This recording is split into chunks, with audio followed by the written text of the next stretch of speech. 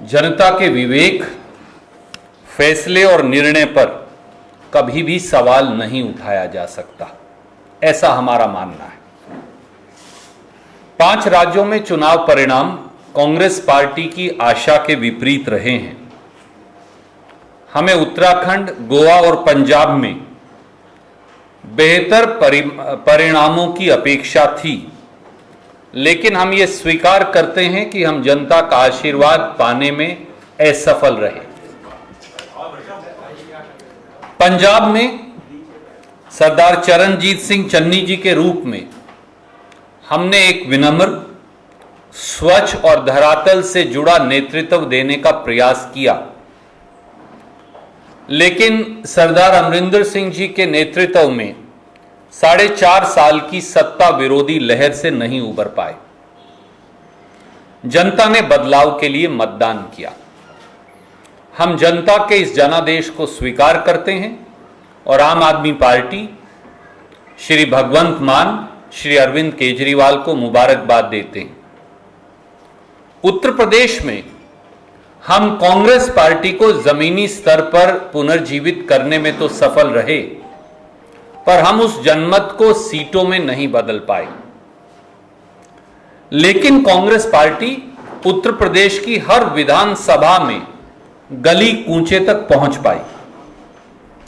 हम उत्तराखंड और गोवा में बेहतर चुनाव तो लड़े, पर जनता का मन नहीं जीत पाए, विजय के आंकड़े तक नहीं पहुंच पाए।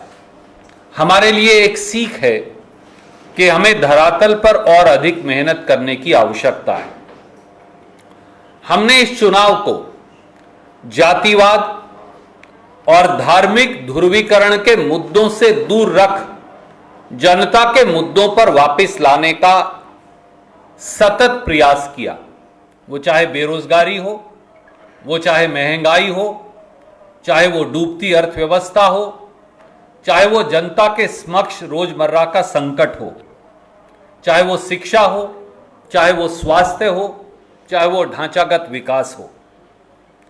परंतु यह भी सच है कि भावनात्मक मुद्दे जनता की जिंदगी से जुड़े इन मुद्दों पर कहीं ना कहीं हावी हो गए। हम चुनाव हारे या जीतें, लेकिन भारतीय राष्ट्रीय कांग्रेस देश की जनता के साथ लगातार खड़ी है।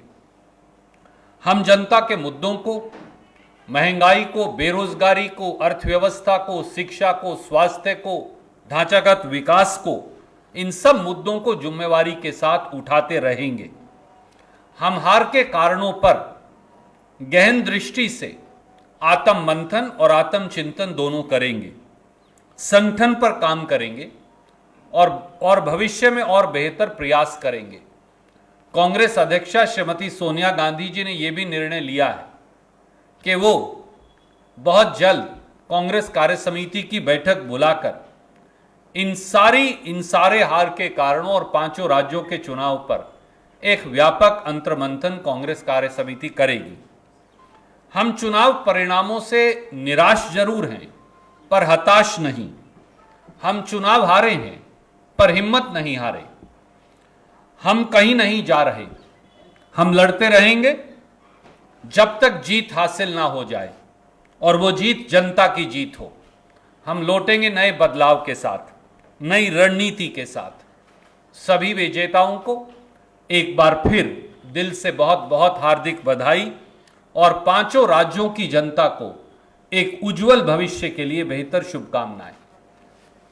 I'll say it very, very briefly in English and then I'll take your questions. I take this opportunity to extend our felicitations to all the political parties and individuals who have achieved success in the elections to the 5 election going states. In democracy, the decision of people is the ultimate evolution or evocation of their will, and we completely bow before in the people's court.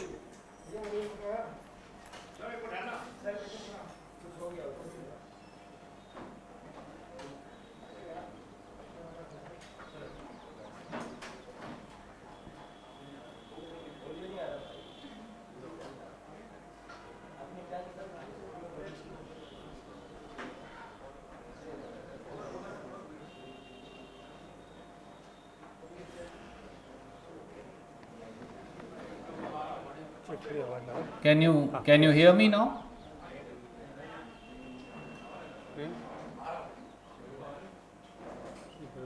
Are you getting audio? Check 1, 2, 3, 4. Okay. I'll say it again for our friends who understand English. Indian National Congress take this opportunity to extend our felicitations to all the political parties and individuals who have won the elections in the 5 election going state. In democracy, the decision of people is ultimate, and we bow our head before the verdict that people of these 5 election going states have given. It's a fact that the results of the 5 election going states are not as per our expectations. We expected far better results in Goa, in Uttarakhand and in Punjab. And we accept that we have not been able to completely win the trust of people of these states. In Punjab, Congress party presented a new leadership in Sardar Charanjit Singh Channi, who is son of the soil, comes from a very humble background, is honest and dedicated to the cause of people of Punjab. But the entire incumbency of 4.5 years under Sardar Amrinder Singh, we could not overcome.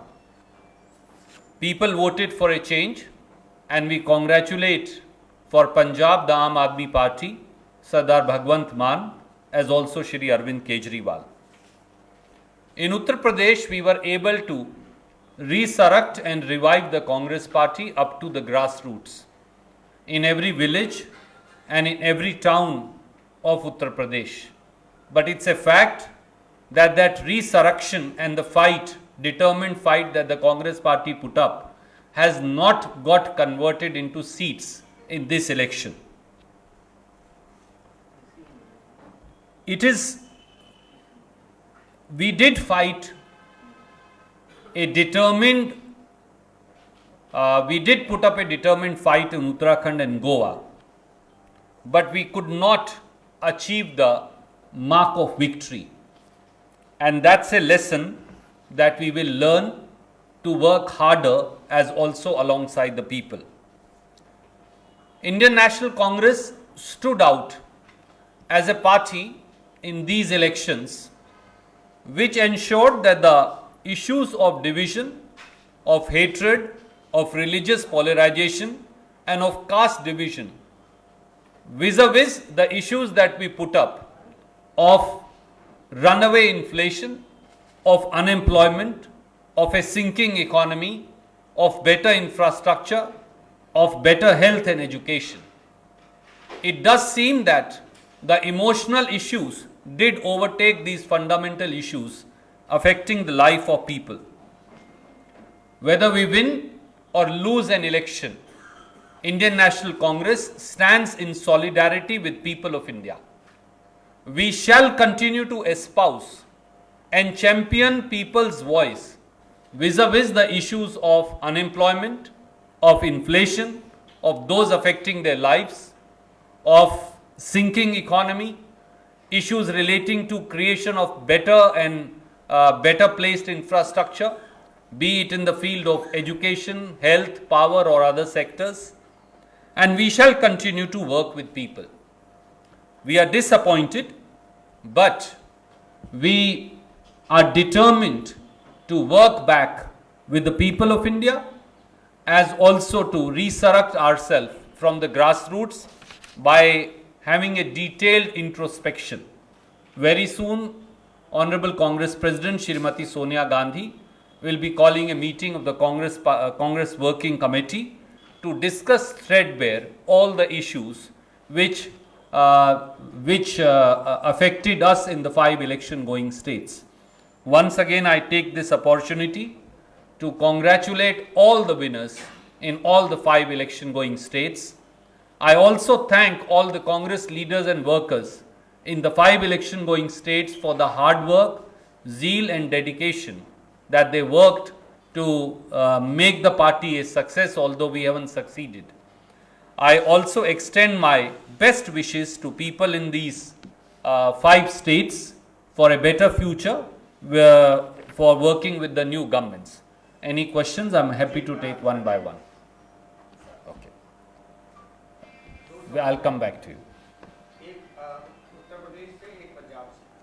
Uttar Pradesh में प्रियंका गांधी वाड्रा की मेहनत काम नहीं आई चुनावी नतीजों के तौर पे, और दूसरा पंजाब जिसमें की उम्मीद ये की जा रही थी आपकी पार्टी की तरफ से ही कि किसान आंदोलन के बाद ज़्यादा अच्छी उम्मीद है सरकार रिपीट करने की, लेकिन क्या वहाँ आंतरिक कलह जो है वो पार्टी को खा गई?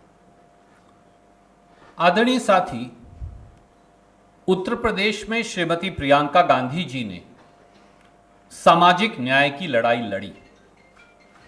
मैं सिर्फ इतना कहूंगा कि जो लड़कियां लड़ सकती हैं वो कभी हारती नहीं। लड़कियां दृढ़ता से खड़ी हैं, लड़ी हैं और लड़ती रहेंगी।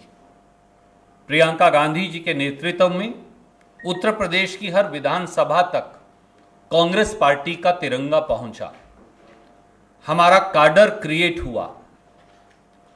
हर मुद्दे पर जो उत्तर प्रदेश की जनता से जुड़े थे, श्रीमती प्रियंका गांधी और कांग्रेस नेतृत्व ने आगे बढ़कर लड़ाई लड़ी।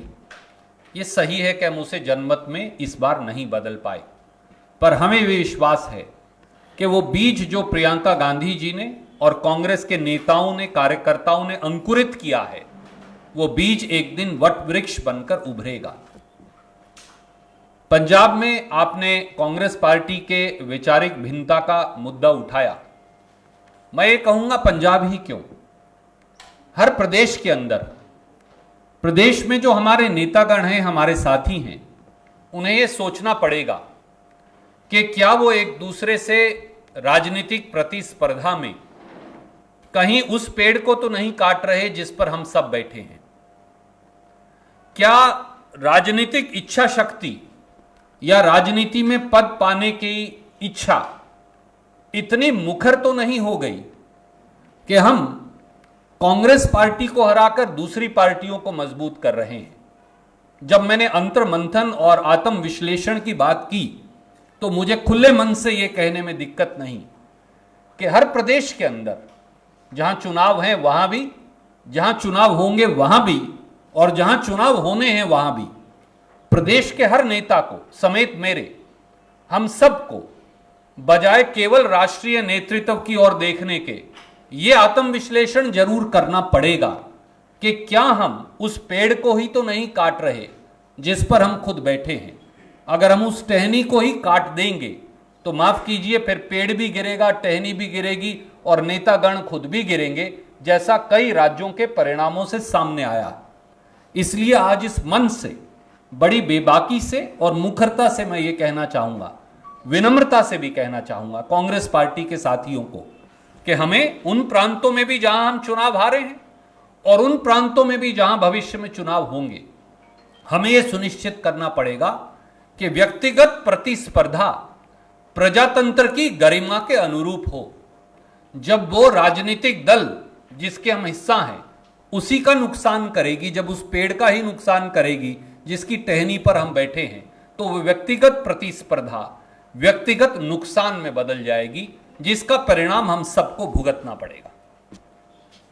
मैम, जनता को ऐसा क्या दिखा कि उनको बेरोजगारी, किसान आंदोलन, साल भर 3 किसान जो बिल थे और कोरोना के बाद के जो इफेक्ट एमएसएमई और इन सबको पड़े, वो सब इग्नोर किए जनता ने। और दूसरा, पंजाब में व्हाट वेंट रॉन्ग कि आपने चन्नी जैसे फेस लाए जो एससी हैं और एक नैरेटिव आप लोग सोच रहे थे, वो खुद चुनाव दोनों सीटों से हारे। आपने 2 प्रश्न पूछे आदरणीय मित्र, और मैं दोनों का जवाब आपको दूंगा। मैंने बड़े खुले मन से आपको कहा, भारतीय राष्ट्रीय कांग्रेस ने यह प्रयास किया कि चुनाव में हिंदू मुसलमान, जात पात, क्षेत्रवाद, भावना में बहे जाने वाले मुद्दे, उनसे उठकर जनता की जिंदगी से जुड़े सार्थक मुद्दे, वो राहुल गांधी जी हों, वो प्रियंका गांधी जी हों, वो कांग्रेस के हर नेता हो, हमने ये प्रयास किया कि वो मुद्दे चुनाव का केंद्र बिंदु बने। वो बेरोजगारी हो, वो कमर तोड़ महंगाई हो, वो डूबती अर्थव्यवस्था हो, वो शिक्षा हो, सड़क हो, बिजली हो, स्वास्थ्य हो। परंतु लगता है प्रथम दृष्टि से कि भावनात्मक मुद्दे जनता के इन सार्थक मुद्दों पर हावी हो गए। पर जैसा मैंने कहा, प्रजातंत्र में जनता का निर्णय सर्वोपरि है और मैं इस मन से न जनता के निर्णय पर, न उनके न्याय पर, न उनके विवेक पर कोई प्रश्न उठाऊंगा। मुझे लगता है कि कहीं ना कहीं एक जागरूक पत्रकार के तौर पर आप सबको भी इस सवाल का जवाब ढूंढना चाहिए। दूसरी बात आपने कही पंजाब में नेतृत्व बदलाव की। पंजाब में 4.5 साल से एंटी इनकम्बेंसी थी और 99.9% विधायकों ने एक स्वर से वहां नेतृत्व परिवर्तन की मांग की। हमने केवल उस मांग को स्वीकारा, हमने उससे ज्यादा कुछ नहीं किया। क्योंकि अगर, मैंने इस सवाल का जवाब पहले भी दिया है कि अगर वो मांग ना स्वीकारते तो फिर आप बोलते कि कांग्रेस का शीर्षतम नेतृत्व है वो ऑटोक्रेटिक है, वो विधायकों की बात नहीं सुनते। और 111 दिन की सरकार में सरदार चरणजीत सिंह चन्नी ने, जो एक साधारण दलित परिवार से आते हैं, एक सबल नेतृत्व भी दिया, एक बेहतरीन सरकार भी दी और वो सारे निर्णय जिनका और लोग वादा करते थे, सरदार चरणजीत सिंह चन्नी और कांग्रेस पार्टी ने जमीन पर उनका क्रियान्वयन कर दिया। अब कोई ऐसा निर्णय नहीं बचा जो किसी पार्टी ने वादा किया हो जो कांग्रेस ने उसका क्रियान्वयन जमीन पर ना कर दिया। जैसा मैंने कहा, सब नेताओं को पंजाब समेत अब अंतर्मंथन और आत्म विश्लेषण करने की आवश्यकता है कि कहीं हम सब उस टहनी को तो नहीं और पेड़ को तो नहीं काट रहे जिसकी टहनियों पर हम बैठे हैं, और व्यक्तिगत प्रतिस्पर्धा कहीं दूसरी पार्टियों के फायदे और खुद की पार्टी के नुकसान में तो नहीं बदल गई है। उस सत्ता की आकांक्षा इस हद तक, इस कदर तो नहीं बढ़ गई कि हम विरोधी की मदद और खुद के पक्ष का नुकसान करने में लग गए हैं। पार्टी के हर कार्यकर्ता, प्रदेश के हर नेता को इस पर चिंतन करना पड़ेगा। Ma'am, I'll come to you. I have a lot of questions, but I'll just be brief. I'll come to you after him and you ask. And I'll come to you after him, ma'am. I have a lot of questions, but I'll just be brief because one is how long will the party be in denial about the leadership issue? Because of the fact we can see here that you can keep blaming various other people and you've shown humility today of accepting and felicitating others. But somewhere down the line is the leadership issue. And I'm not even getting and spelling it further because you know what I imply. Would like to know whether you will address this issue, number one. Number two, secular unity in states like Goa and Uttarakhand, which you analyze, has been completely frittered away, and that has allowed what has happened. And now you have to counter an arc, not only in Punjab, which is being taken over, but even in Himachal. So how are you going to answer these issues? My dear friend, today perhaps is not the day to minutely introspect, examine and immediately answer each one of your issues. I am not undermining anything that you are saying. Congress President Srimati Sonia Gandhi ji within hours will be calling, very shortly she will be calling a meeting of the Congress Working Committee where all these issues will be discussed threadbare. We have to do course correction. We have to introspect. We have to find a way ahead.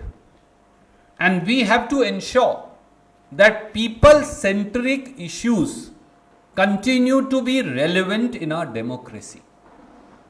For if people's issues are dead, then that day will be the death knell for our democracy also. Forget about the Congress party. Congress party, Rahul Gandhi ji, Srimati Priyanka Gandhi ji, Congress leadership, we stood out in these 5 elections despite the fact that I am humble in my defeat. But we stood out for a fact that if there was one political party that was raising people's issues and saying, let's move away from issues purely based on emotions, religious polarization, caste divisions, regional polarization to issues that affect this country today. be it health, be it education, be it road and electricity infrastructure, be it availability of jobs, be it quality of education, be it runaway inflation, be it sinking of economy. We put them at center stage. Yes, I concede we have not succeeded today, but my temporary failure to put these issues in imagination of people of the 5 states is not a failure of these issues. These are issues that affect lives of people of these 5 states, as also rest of India, as also you and me, everybody sitting in this room. So we need to re-introspect and we need to re-examine and reimagine these issues as also ourselves. And Congress Working Committee will provide a way forward. Can I go to her and then I'll come back to you? Yes, sir. After her, I'll go to her and then I'll come back to you. On the issue of this, which you're saying that every Congress person has to register, My friend, I have already answered it, but I will very briefly restate it. Some friends, including Uma Shankar ji and Sunil ji and many other friends, asked a question vis-a-vis the leadership issues of Punjab. And I said, why Punjab alone? In these all 5 states, as also in the states that are going to go to polls, the leaders in the state who are the real face of the party on the ground. In every assembly, there is a candidate of the Congress party who fights. In every district and block, there is an office bearer of the party and more than one. In every state, there are PCC, CLP leaders and many other prominent leaders. Each one of us, forget about the just relying upon the leadership of the Congress party at the center.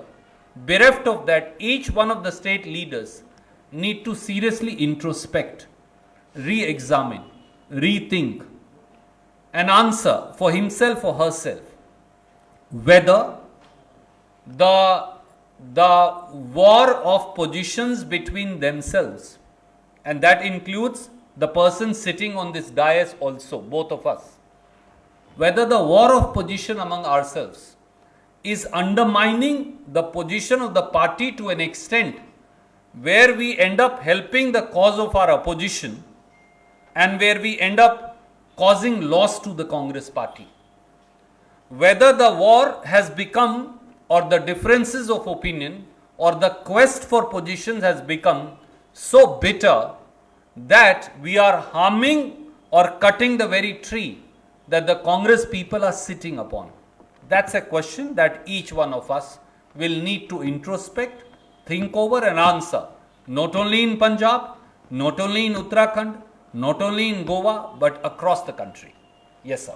Sir इस चुनावों को लोकसभा चुनाव के semifinal के तौर पर भी देखा जा रहा था.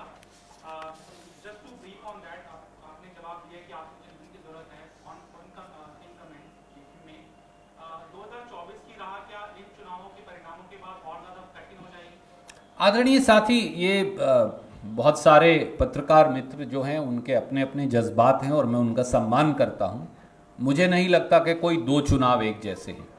हर चुनाव नया है, हर चुनाव में नए मुद्दे हैं, हर चुनाव में लोग नए तरीके से वोट करते हैं. 2024 के चुनाव के लिए मैं ये समझूंगा कि हमें धरातल पर और ज़्यादा अधिक मेहनत करके संगठन को मजबूत करने की ज़रूरत है और इन चुनावों को हम 2024 के लिए एक सीख के नज़रिए से देखेंगे. Sorry ma'am, I will come to you first.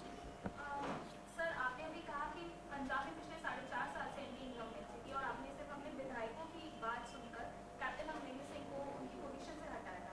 लेकिन जिस तरीके से उन्हें उनकी पोजीशन से हटाया गया और इस दौरान जितनी बयानबाजी हुई है, पंजाब में हमने देखा है कि कांग्रेस के काफी गद्दावर नेता भी थे जो ओपनली क्रिटिसाइज करते थे पार्टी के मूव्स को. आपके इस चीज को एक्सेप्ट करते हैं कि उससे भी पार्टी को कहीं ना कहीं नुकसान हुआ है और आने वाले दिनों में इस प्रॉब्लम से आप लोग कैसे डील करेंगे? आदरणीय मित्र, ये 3 अलग अलग साथी सवाल पूछ चुके और मैं व्यापक इसका जवाब दे चुका, पर मैं केवल ये कहूँगा, हर बार जब बयानबाजी होगी, हर बार जब हम प्रतिस्पर्धा एक दूसरे से दुश्मनी या नफरत में बदल देंगे, तो हर बार कांग्रेस को नुकसान होगा. और मुझे लगता है कि इस पर हर व्यक्ति को, कार्यकर्ता को, नेता को, छोटे से बड़े नेता को आत्मविश्लेषण की आवश्यकता है.